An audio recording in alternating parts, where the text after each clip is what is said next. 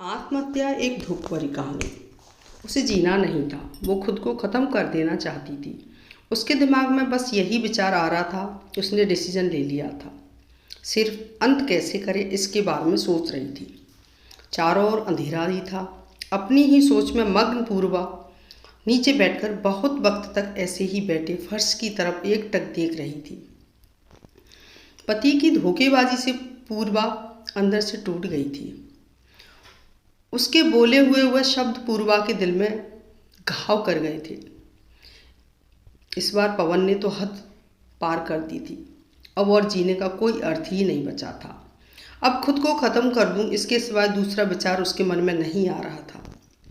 दोनों बच्चे गहरी नींद में थे। एक नज़र उसकी तरफ देखा, उनके सिर पर प्यार से हाथ फेरा। आंखों में आंसुओं की धारा बहने लगी थी। उसने मन में एक दृढ़ निश्चित किया। रात के 2 बजे थे। हर तरफ बहुत सन्नाटा था और वह धीरे से उठी और दूसरे रूम में गई। गले में फांसी का फंदा डालने ही वाली थी, तभी कुछ गिरने की आवाज़ आई।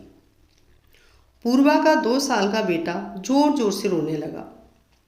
उसी क्षण पूर्वा की 6 साल की बेटी चिल्लाने लगी, मम्मी छोटू बेड के ऊपर से नीचे गिर गया। तुम कहाँ हो? देखो ना छोटू कितना रो रहा है। पूर्वा भागकर दूसरे रूम में आई और अपने बेटे को उठाकर अपनी गोद में लिया और अपने सीने से लगा लिया। बेटी रोते हुए बोली, मम्मी तुम कहाँ चली गई थी? मुझे बहुत डर लग रहा था। तुम हम दोनों को छोड़कर कहीं मत जाओ, मुझे अकेले में बहुत डर लगता है। पूर्वा अपने दोनों बच्चों को पास लेकर जोर से गले से लगा लिया और रोने लगी। दोनों बच्चे उसके सीने से लिपटकर सो गए। रोते रोते पूर्वा को कब नींद आ गई उसे पता ही नहीं चला।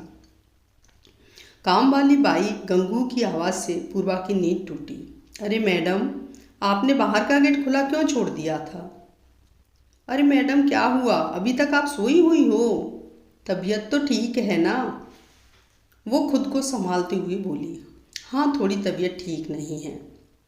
घड़ी में वक्त देखती है तो 8:30 बजे थे। आज तुम्हें आने में इतनी देर क्यों हो गई? मैडम चौथी गली में मेहता जी रहते हैं ना, उनकी बहू ने फांसी लगाकर आत्महत्या कर ली। दोनों बच्चे हैं उनकी एक 10 साल की बेटी और 6 साल का बेटा है। यह सुनकर पूर्वा के कलेजे को धक्का लगा।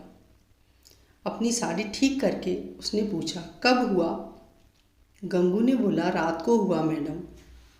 मैंने ऐसा सुना है कि उसके पति की दूसरी औरत से संबंध थे। कमबख्त अभी तक नहीं आया।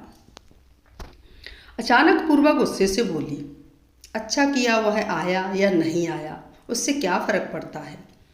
अब वह थोड़ी ना देखने आने वाली है। यह सुनकर गंगू पूर्वा के कान के पास आई और धीरे से बोली, मैडम मैं अनपढ़ गंवार हूँ और घर घर में जाकर झाड़ू पोछा करके मेरा पेट भरती हूँ, और आप पढ़े लिखे हुए लोग हो। भले ही मैं आपसे उम्र में छोटी हूँ, पर जीवन का अनुभव आपसे थोड़ा ज़्यादा है। आजकल साहब और आपके बीच जो चल रहा है वह ठीक नहीं है। मुंह बंद था फिर भी मेरे कान खुले रहते थे। मैं एक औरत हूँ और औरत के दुख को मैं भी समझती हूँ, इसलिए मुझे आपको एक बात बतानी है। आत्महत्या या कोई भी समस्या का समाधान हो नहीं सकता। जिंदगी में उतार चढ़ाव तो होते ही रहते हैं। इसका मतलब ऐसा नहीं है कि आप अपनी जान दे दो। मैडम जी, कभी कभी आदमी अपना रास्ता भटक जाता है, पर अंत में घूमकर अपने ही घर वापस आता है। और जब नहीं आए तो भी क्या फर्क पड़ता है? आप किसके लिए मरना चाहती हो? जो आपको प्यार नहीं करता, जिसको आपकी थोड़ी सी भी परवाह नहीं हो, उसके लिए आप जी नहीं सकती। जो आपसे प्यार करते हैं, जिसको आपकी कदर हो, आपके माता पिता जो आपसे बहुत प्यार करते हैं, आपके बच्चे जिनको आपकी ज़रूरत है। गंगू का बोलना सुनकर पूर्वा की आंखों में से आंसू की धारा बहने लगी। पूर्वा गंगू को गले लगाकर रोने लगी। गंगू पूर्वा की पीठ पर हाथ फेरते हुए सोफे पर बिठाती है और बोलती है, बुरा ना मानो तो एक बात बोलूं मैडम, खाली दिमाग शैतान का घर होता है। आप घर में बैठकर फालतू बातों को सोचते हो। मैं आपके घर में काम करने के बाद में 9 से 3 इस वक्त स्कूल में झाड़ू लगाने जाती हूँ।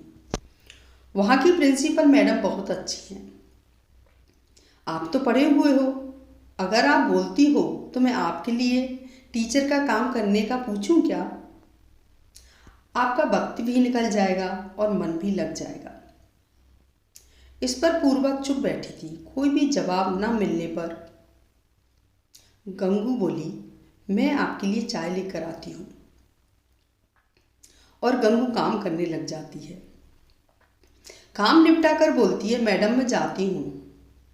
उतने में पूर्वा उससे बोलती है, रुको गंगू, तुम स्कूल में मेरे लिए पूछना, यदि संभव हो तो प्रिंसिपल मैडम का नंबर मुझे लाकर दो। गंगू के चेहरे पर खुशी का भाव दिखा। गंगू पूर्वा के पास जाकर बैठी और धीरे से बोली, मैडम मैंने दूसरे रूम में बेड पर स्टूल रखा देखा था।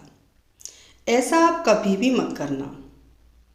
ये आपका घर है, इसे बचाने को आपसे जो हो सके वो कीजिए। बिना लड़े आपने हार मान ली।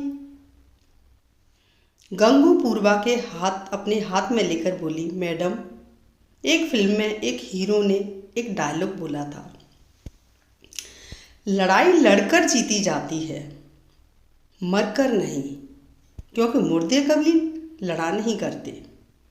गंगू हाथ नचाते हुए ऐसे बोलने लगी।